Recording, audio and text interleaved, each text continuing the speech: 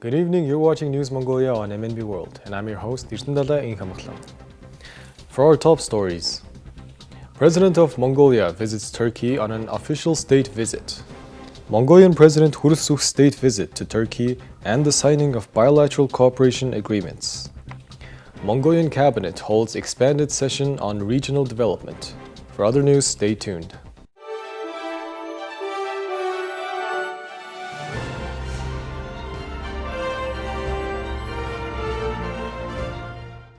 The President of Mongolia, Khurelsukh, is continuing his state visit to the Republic of Turkey.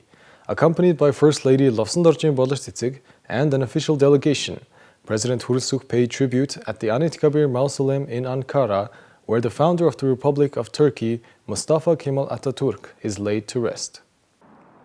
President Khurelsukh wrote a message in traditional Mongolian script in the guest book at the mausoleum, honoring Mustafa Kemal Ataturk for his efforts to rebuild Turkey and establish a modern foundation for the nation. He admired Ataturk's legacy, calling him a symbol of independence, peace, and justice. The message also reflected on the shared history of Mongolia and Turkey, marking 55 years of diplomatic relations between the two nations and celebrating their declaration of a strategic partnership. The Anıtkabir complex, covering 750,000 square meters, was constructed between 1944 and 1953.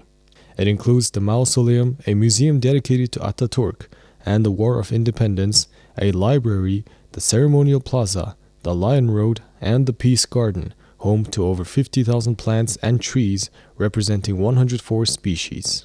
The ceremonial plaza is traditionally used for national celebrations. Recognized as the father of modern Turkey, Mustafa Kemal Ataturk led numerous reforms, including adopting a new constitution, separating religion from the state, and introducing Western legal and educational systems. Among his notable initiatives were replacing the Arabic script with the Latin alphabet and advancing women's rights by banning veiling practices. This visit underscores the historical ties between Mongolia and Turkey and their shared vision for peaceful coexistence and strengthened bilateral relations. During Mongolian President Khurelsukh's state visit to Turkey, Mongolia and the Republic of Turkey signed multiple agreements to enhance bilateral cooperation across key sectors, including the environment, education, healthcare, and media. A major milestone was the renewed partnership between the Mongolian National Broadcaster and Turkey's TRT, paving the way for the long-awaited digitalization of the MNB's vast historical archives. Mongolia and the Republic of Turkey have signed more than 40 intergovernmental agreements to date. Within the framework of this visit, 5 intergovernmental and 6 interorganizational documents were signed to expand and strengthen bilateral relations and cooperation. In the environmental sector, 3 agreements were concluded: an intergovernmental agreement focused on environmental and ecosystem protection and combating climate change, a cooperation agreement aimed at forest conservation, prevention, and response to wildfires, as well as joint efforts to combat desertification and soil erosion, and a memorandum of cooperation between the national parks of the 2 countries.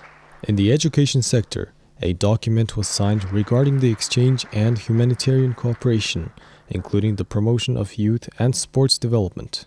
A cooperation agreement was also signed in the healthcare sector, which is considered a key area of collaboration between the 2 countries. Furthermore, agreements were reached on transit freight transportation, infrastructure, roads, and transport cooperation, as well as partnerships in mining, geology, and mineral resources. Additionally, the 2 countries agreed to collaborate in the field of national radio and television.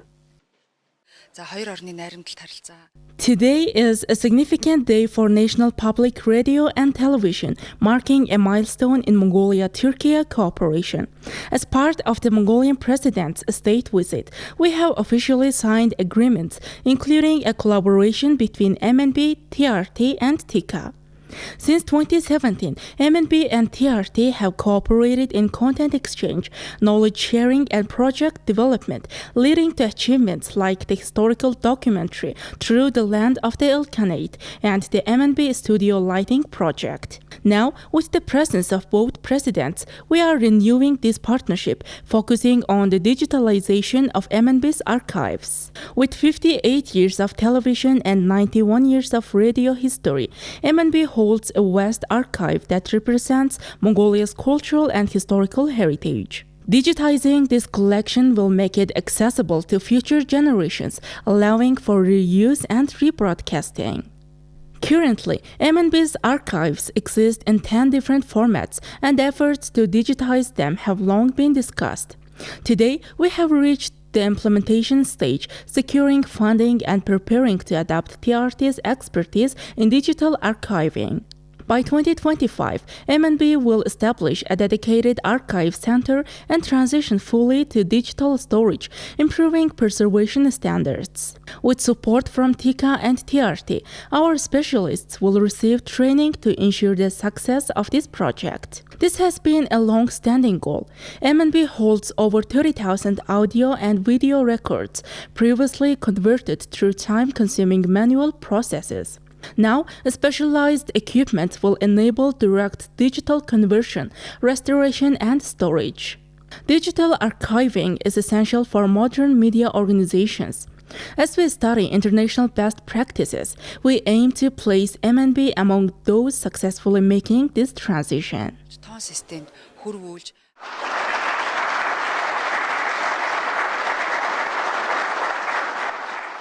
This week, the Cabinet of Mongolia convened an expanded session at the Government Palace, led by Prime Minister Oyurtun Lofsonnamsre. The session focused on regional development plans, long-term strategies, and the implementation of key projects aimed at supporting socio-economic growth. During the meeting, Prime Minister Oyurtun tasked Deputy Prime Minister Amarsahan Samboyan with creating regional councils and presenting their operational frameworks.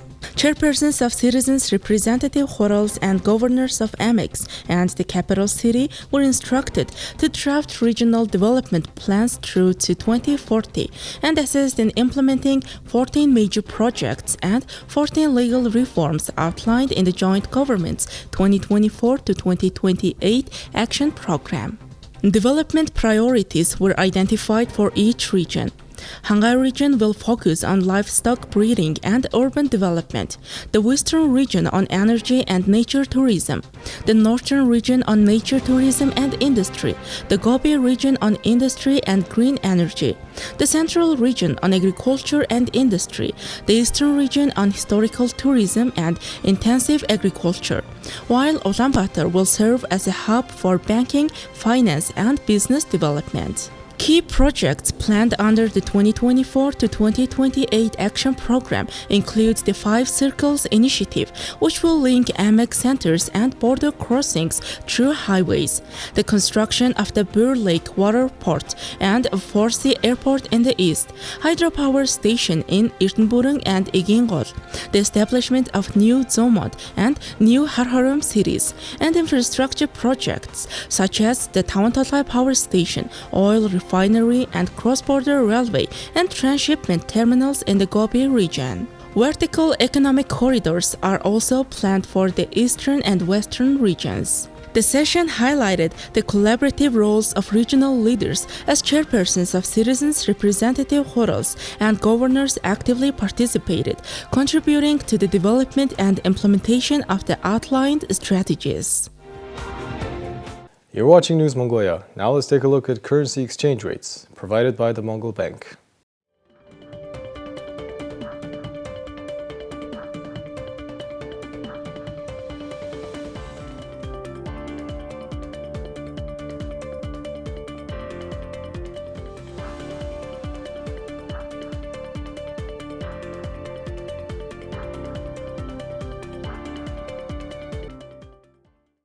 Now let's shift our attention to foreign news provided by our international partner news agencies. Georgia's former Prime Minister and opposition party leader Georgi Gaharia has been attacked by members of the ruling party, according to Gaharia's allies. Berdia Sichinavia, a member of Gaharia's party, accused Georgia's shadow leader, Bidzina Ivanishvili, of orchestrating the attack on Gaharia.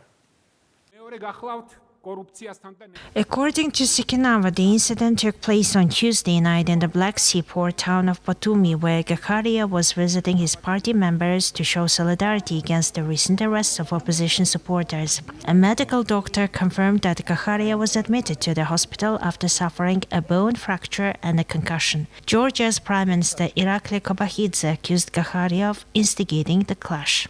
The citizen Gaharia was admitted at 2:15 a.m. by the ambulance as we were told he was physically abused.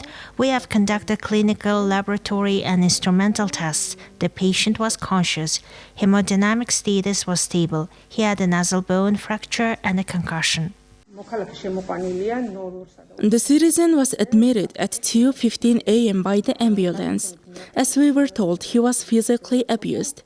We have conducted clinical, laboratory, and instrumental tests. The patient was conscious. Hemodynamic status was stable. He had a nasal bone fracture and a concussion.